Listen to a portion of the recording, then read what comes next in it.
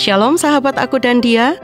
Senang sekali saya Anis Priambodo dapat menjumpai Anda meski lewat udara. Sahabat, kurang lebih 15 menit ke depan saya akan membahas tentang ambisi surgawi. Apakah itu? Silahkan mendengarkan dan Tuhan memberkati.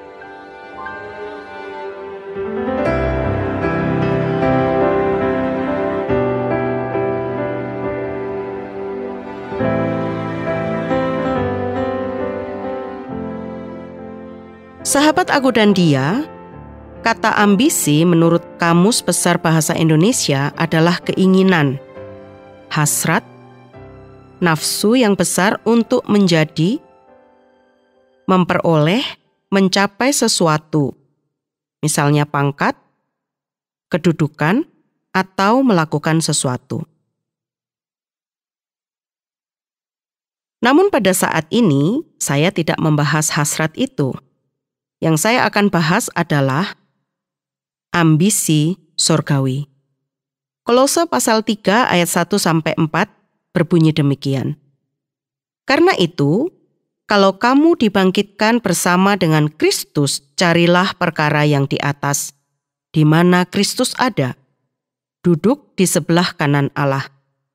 Pikirkanlah perkara yang di atas, bukan yang di bumi. Sebab kamu telah mati dan hidupmu tersembunyi bersama dengan Kristus di dalam Allah. Apabila Kristus yang adalah hidup kita menyatakan diri kelak, kamu pun akan menyatakan diri bersama dengan Dia dalam kemuliaan.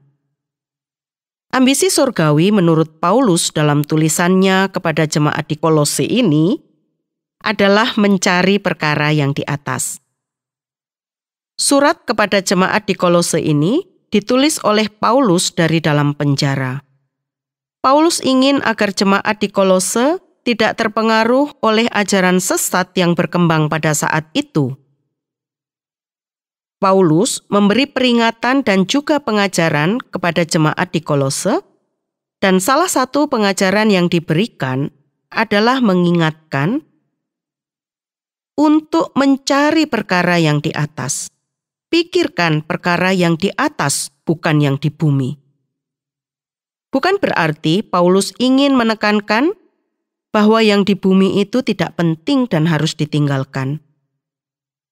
Namun fokus ketika hidup di bumi ini adalah mencari, memikirkan perkara di atas di mana Kristus ada. Oleh karena orang-orang Kristen di Kolose boleh dikatakan telah mati dan dibangkitkan bersama dengan Kristus pada waktu mereka percaya dan dibaptis, maka mereka harus hidup baru sesuai dengan nilai-nilai yang benar. Nilai-nilai ini terdapat dalam pemerintahan Kristus yang dimuliakan bersama dengan Allah. Makna hidup mereka tersembunyi bersama dengan Kristus, dan pada saat kedatangannya, hal itu akan dinyatakan ketika mereka turut serta dalam kemuliaannya. Inilah yang dimaksudkan dengan hidup bersatu dengan Kristus, yakni turut mengalami kematian, penguburan, kebangkitan, kedudukannya yang mulia bersama Allah, dan kedatangannya yang kedua kali sebagai Tuhan yang berkuasa. Dengan demikian, kehidupan rohani dan tujuan hidup mereka ditentukan oleh seluruh karya Kristus. Karena itu, kata sambung ini seolah-olah menghubungkan Kolose pasal 2 ayat 23 dengan pasal 3 ayat 1 dan seterusnya. Padahal kalau kita memperhatikan susunan bahasa Yunani, ungkapan itu merupakan penghubung antara kalau kamu dibangkitkan, maka carilah perkara yang di atas.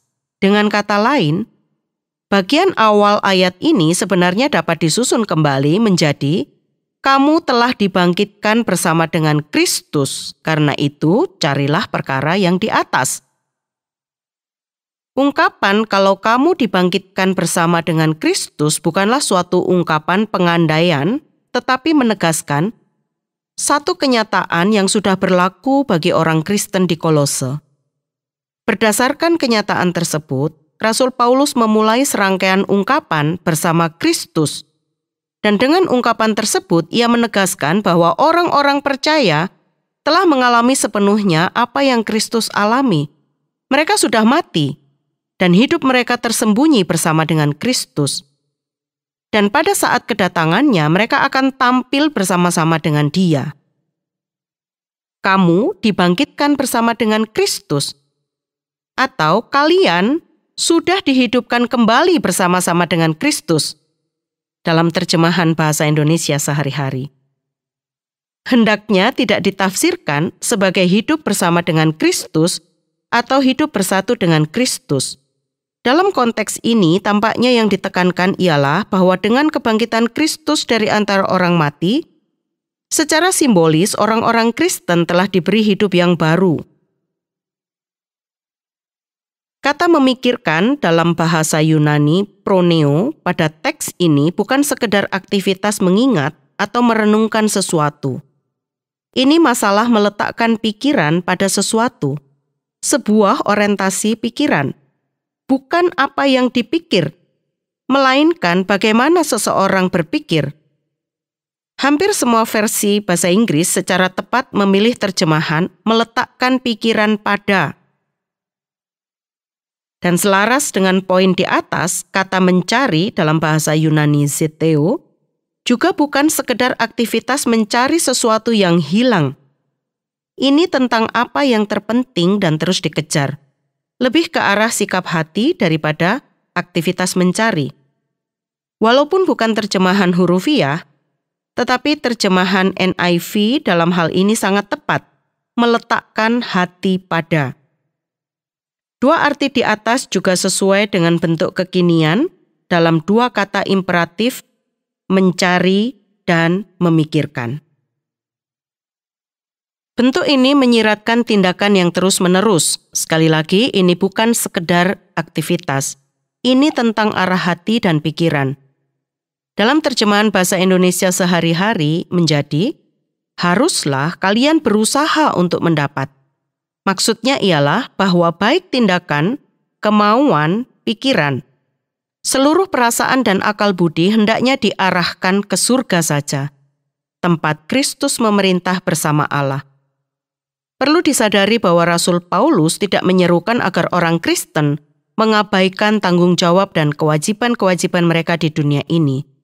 Yang hendak ia tegaskan ialah bahwa sementara mereka melaksanakan tanggung jawab mereka di dunia, semua pikiran, sikap, dan perbuatan mereka harus ditentukan oleh kehadiran dan kuasa Kristus yang telah bangkit dan memerintah bersama Allah. Carilah perkara yang di atas, atau haruslah kalian berusaha untuk mendapat hal-hal yang ada di surga. Kemudian disambung dengan ayat berikut, pikirkanlah perkara yang di atas atau arahkanlah pikiranmu pada hal-hal yang ada di situ. Mungkin ada baiknya jika pikiran dan keinginan diungkapkan sekaligus, misalnya, pikirkanlah dan inginkanlah apa yang ada di surga. Di sini Rasul Paulus menyatakan alasan mengapa pikiran dan hati orang Kolose harus diarahkan ke surga. Karena mereka telah mati. Lihat Kolose 2 ayat 20. Seperti yang sudah dinyatakan dalam baptisan mereka. Kolose 2 ayat 12. Dan hidup mereka sekarang tersembunyi bersama dengan Kristus di dalam Allah. Memikirkan perkara-perkara yang di atas berarti tidak meletakkan pikiran pada hal-hal yang sementara dan berdosa. Tersembunyi, ayat 3. Di sini dikontraskan dengan menyatakan dan dinyatakan, ayat 4. Jikalau kita nanti dinyatakan dalam kemuliaan, maka sekarang hidup kita tersembunyi dalam kehinaan. Meletakkan pikiran dan hati pada Kristus yang menang atas segala sesuatu, tidak secara otomatis membebaskan kita dari berbagai persoalan, kegagalan, kekecewaan, penyakit, dan kematian. Namun semua ini hanyalah sementara, sama seperti Kristus hanya mati sementara dan dibangkitkan selama-lamanya, demikian pula dengan kita. Kehinaan kita hanya sementara, kelak kita akan dinyatakan dalam kemuliaan. Perkataan Rasul Paulus ini tidak mudah dimengerti.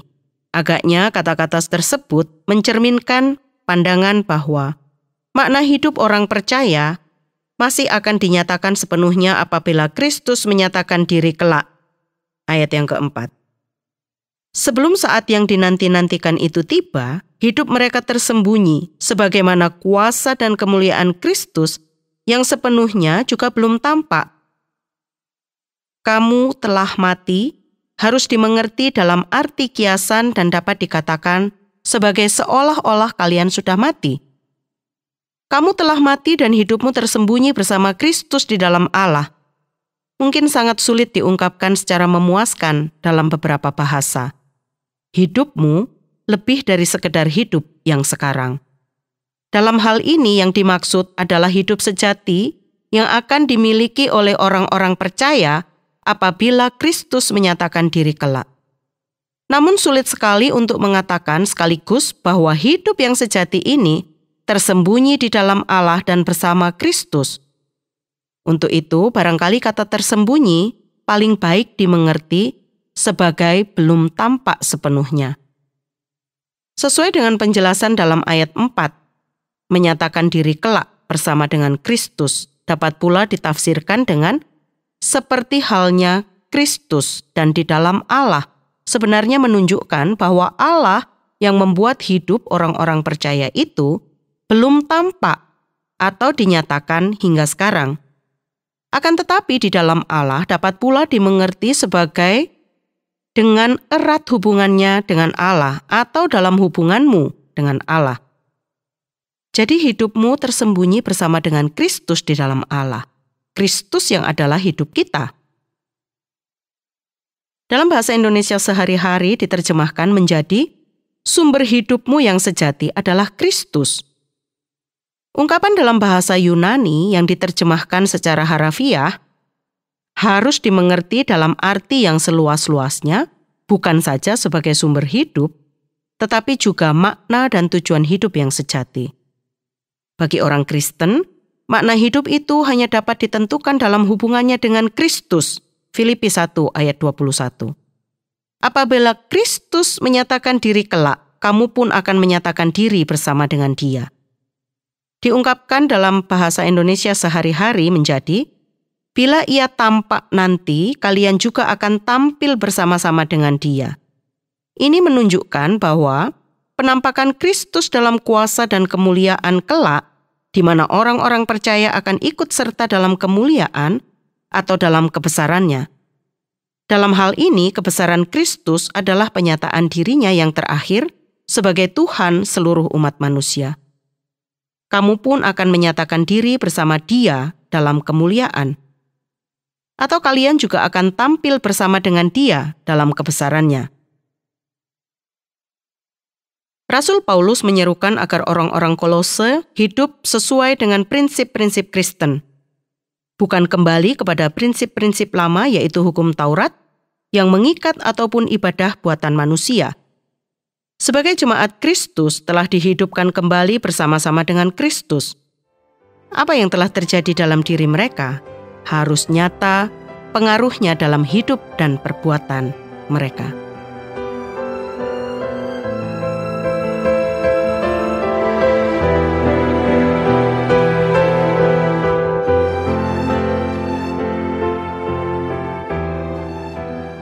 Sahabat Aku dan Dia, usai sudah perjumpaan kita kali ini. Bila Anda ingin membagikan kisah Anda atau Anda ingin memberi usul maupun pertanyaan, hubungi kami melalui SMS atau WA ke nomor 081 333 777 386. Akhirnya, saya Anis mohon pamit. Sampai jumpa.